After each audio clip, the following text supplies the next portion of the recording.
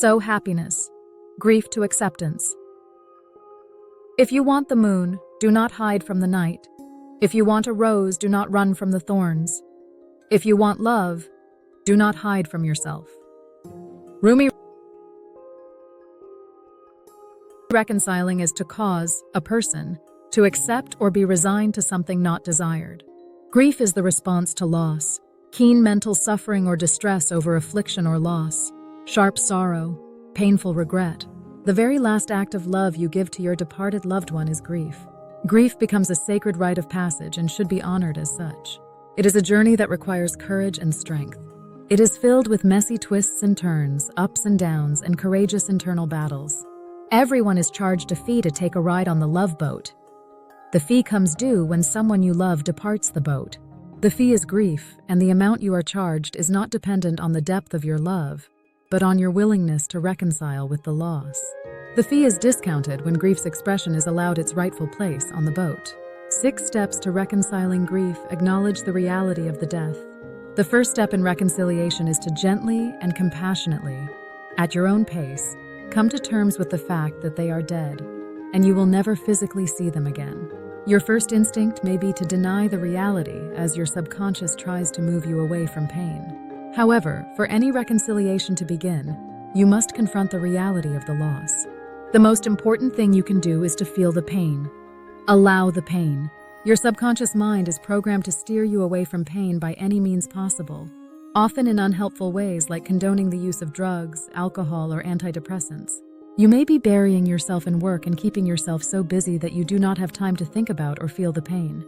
It will use denial and bargaining as tools to make you move as far away as you can from the hurt. It may disguise itself as righteous anger. You could find yourself channeling your pain through moral and just causes, or you may become fanatical in your politics as you project all your internal anger on the opponent to deflect acknowledging your true feelings. Anger can be easier to endure as opposed to feeling the gut punch of grief. On the other hand, anger is a normal reaction to loss and should be given its rightful place in the expression of grief. You might become fanatical in your religion and deny your feelings in the name of God, believing that you have no right to be sad since you believe it is God's will. Or you do the reverse and blame God, questioning how a loving God could take them from you. You might channel your grief into other humanitarian or idealistic causes like Susan B. Komen Breast Cancer Walk, the American Heart Association, or ALS Bucket Challenge, etc., all in an attempt to mask or avoid feeling the excruciating pain of grief. Note that while on the surface, such causes or endeavors can seem helpful in the reconciliation process. However, when they are out of balance and are utilized to avoid feelings or bury the pain, it can do the opposite. Society often teaches that one must man up, put on your big girl panties, be strong, when the opposite is true. Your subconscious is not the logical part of your mind. The more you try to get rid of the pain or try to run away from it, the more pain you will feel. It is often disguised as illness or physical pain. Subconscious principle number 18. Whatever you resist, persists. The harder you try to deny grief its place in your life, the harder it will be to reconcile with it. Give yourself permission to express your feelings in the manner that will work best for you. Offer yourself a safe place to slowly and delicately allow your feelings to unfold and be felt without judgment. Maybe you crawl in bed and get in a fetal position. Put the covers over your head and cry and scream like a baby. Punch a pillow or yell out some choice expletives.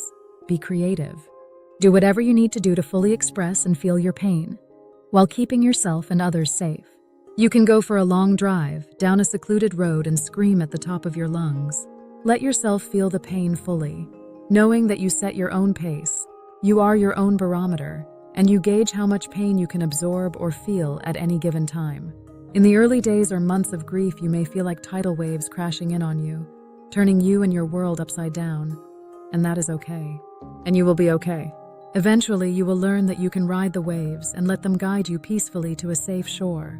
By allowing your grief to unfold naturally, without force, you open yourself up to a reconciliation with grief that will enable you to reintegrate yourself back into life more easily.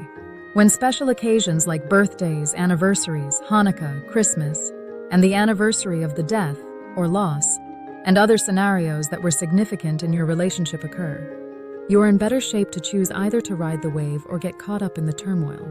Yet again, in some cultures and religions, It is customary to allow a full year for mourning. You wear black. You are not pressured to go to parties. You are not expected to smile or be positive. You are given permission to grieve in the ways that suit you. No one would ridicule you or make comments about how you should be feeling, or how you need to move on or get over it. Develop a new relationship with your loved one through art and rituals. Your loved one is gone, not your love for them or your memories of them. Love transcends time and space. It is your memories that keep your loved one's essence alive. Art allows what cannot be spoken to come into form. Throughout the ages, people in every culture around the world have utilized art and rituals for reconciling grief. Your subconscious mind is aligned with utilizing the concept of art and ritual for reconciling grief, as they are non-threatening. Art and ritual make no demands on your subconscious mind to heal or get over your grief. It gives you permission to fully express your feelings where the spoken or written word can be woefully inadequate. Rituals are a wonderful way to develop a new relationship with your loved one. Rituals are actions that symbolically connect you to something meaningful. They can be a way to express your feelings and your love while keeping the past alive, which, ironically, can help you be in the moment. Studies show that rituals can facilitate your body's release of endorphins. When you grieve, a flood of neurochemicals and hormones flood your brain. Grief counselor Alan Wolfelt, 2004, describes mourning rituals as a symbolic activity that helps you, together with your family and friends, express your deepest thoughts and feelings about life's most important events. Creating your own personal rituals to remember your loved ones allows you to access and reconcile your grief in a safe and constructive way. Some grievers plan rituals in honor of a loved one's birthday or an anniversary. Others choose to express their grief through small daily or weekly rituals. A ritual can be as elaborate as a public memorial service, or as small as a quiet moment alone with your loved one's picture. Some examples of small rituals include: write a letter or a poem in honor of your loved one. Create a memorial scrapbook and fill it with photographs, letters, postcards, notes, or other significant memorabilia from your life together. Enjoy listening to your loved one's favorite music, or creating a special mix of music that reminds you of that person. Watch his or her favorite movie on a meaningful occasion. Plant a tree or flowers in your loved one's memory. Donate to a charity that your loved one supported. Carry or wear a piece of memorabilia that reminds you of your loved one. Get involved in creative endeavors like creating a special piece of art in your loved one's memory. And prepare and eat a special meal in honor of your loved one. Another aspect of grief is to reconcile with your new identity. When a significant loss happens in your life, your relational, professional, financial, and spiritual identity can be affected.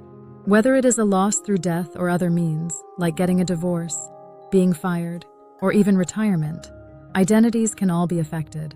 Grieving people often lose their identity, especially when their lives are entwined into the roles that they played, like being a wife, mother, daughter, son, husband, friend, or lover. You may ask the question, who am I if I am not John's wife or Stacy's daughter? The death of a loved one or any major loss or trauma causes some of your key relationships to shift or change. You may experience distance from some or form new bonds with others. This can also facilitate feelings of even greater loss, or, on the flip side, it can engender deeper and stronger connections. Your faithful and authentic relationships will be revealed and function as a soothing salve on your grief. Your professional identity can have a profound impact on your sense of self and how you grieve. Most people will use the term "I am a" when describing who they are. For instance, "I am a therapist," or "I am a veterinarian." If you had to leave your job to care for your loved one, you may find yourself asking, who am I now? The you that you identified with before the loss and the roles that you played have changed. Reconciling this fact is to make small strides in reinventing yourself. Your financial identity can also change with loss. Your loved one's healthcare costs may have exhausted all your finances, or you may have left your job to become a caregiver.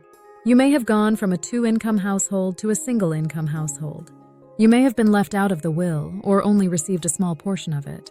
Your independence and your sense of security may be disrupted, which can cause you to feel anger and resentment towards your loved one. The flip side is you may be a benefactor of a large life insurance policy or an inheritance which may improve your financial security. But this could then lead to feelings of guilt, shame, or unworthiness. Your life's identity should not be that of a grieving father, a widow, a widower, etc., for too long. It should be that you are a father who grieves, or a wife who is experiencing grief. Understanding grief and loss from the subconscious perspective might help you navigate the waters a little more easily. Grief is a response to loss, and from the perspective of the subconscious mind, loss might signal danger to your survival. The job of your subconscious mind is to keep you alive.